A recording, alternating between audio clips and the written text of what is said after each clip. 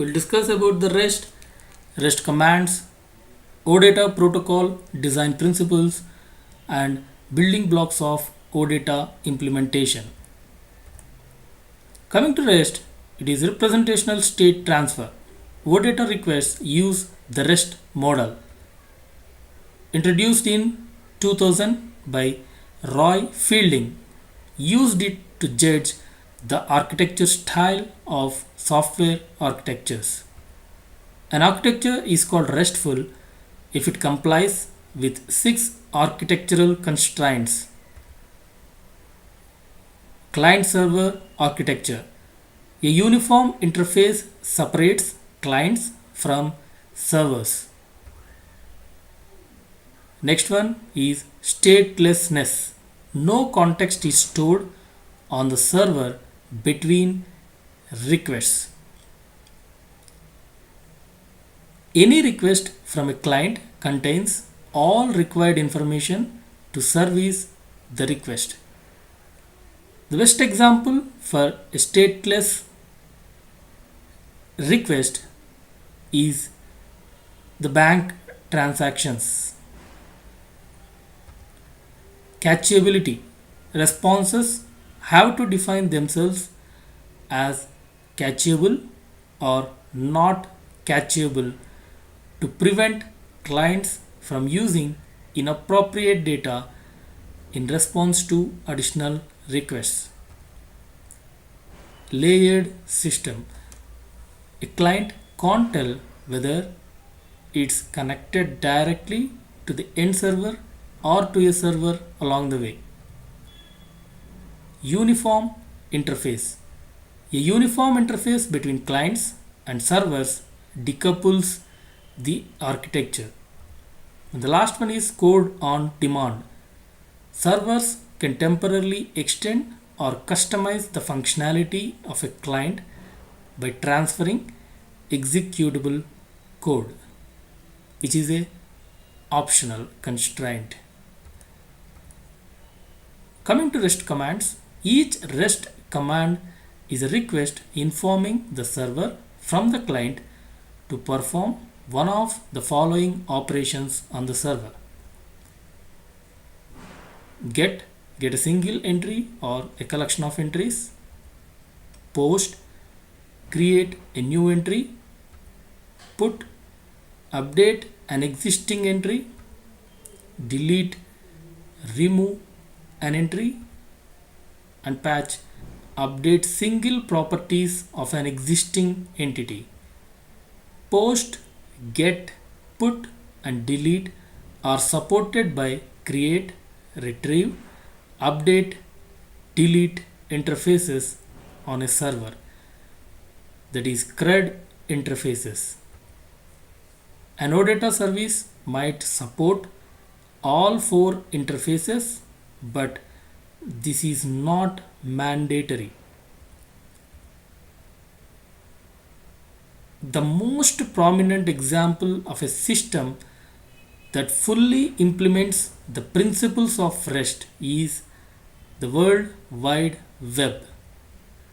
A RESTful service takes advantage of the way the web works and benefits from its architecture.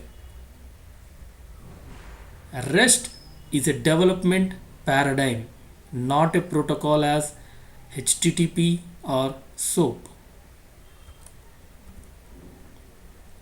OData, Open Data Protocol, is a REST-based data access protocol released under the Microsoft Open Specification Promise for querying and updating data. OData builds on broadly known and used industry standards such as XML and JSON, which makes it easier to understand and use. In short, OData is seen as online database connectivity for the web. OData started back in April 2007 at the Microsoft conference. In 2010, Microsoft officially announced OData and can be used freely without the need for a license or contract. In 2009, SAP started to invest in SAP NetWeaver Gateway, and in 2011, SAP launched SAP NetWeaver Gateway. In 2012, Microsoft, Citrix, IBM, Progress Software, SAP, and WSO2 jointly worked for standardization of OData.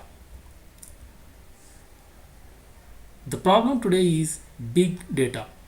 There is an increasing amount of information coming from an increasing amount of sources that needs to be accessed on an increasing variety of devices.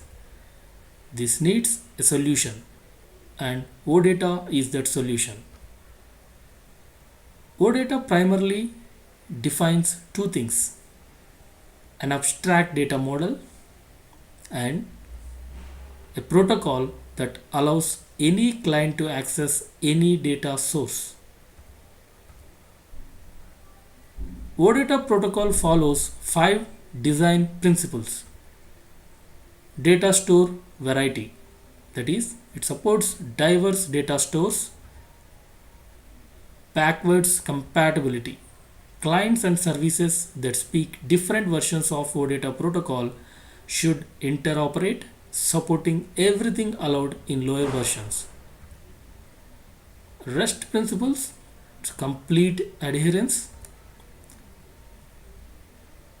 And in the graceful degradation, it should be easy to build a very basic but compliant OData service. Address the common cases and provide extensibility where necessary. That comes under simplicity design principle.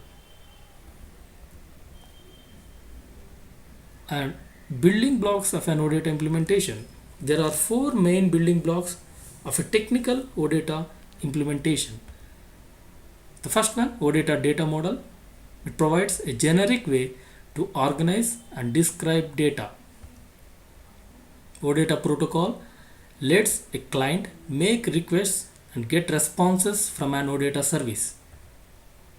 OData client libraries, it facilitates the creation of software that accesses data via OData protocol.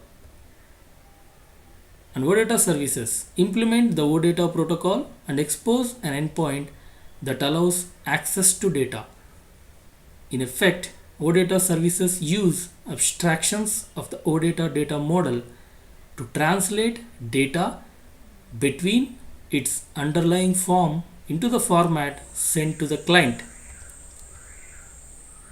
A keynote: by using these building blocks in an OData implementation, any consumer sees only the data model provided by the OData service. The raw underlying data is wrapped and kept away from the consumer, keeping the internal data structure unexposed. In the next video, we'll see the OData service creation process. Thank you.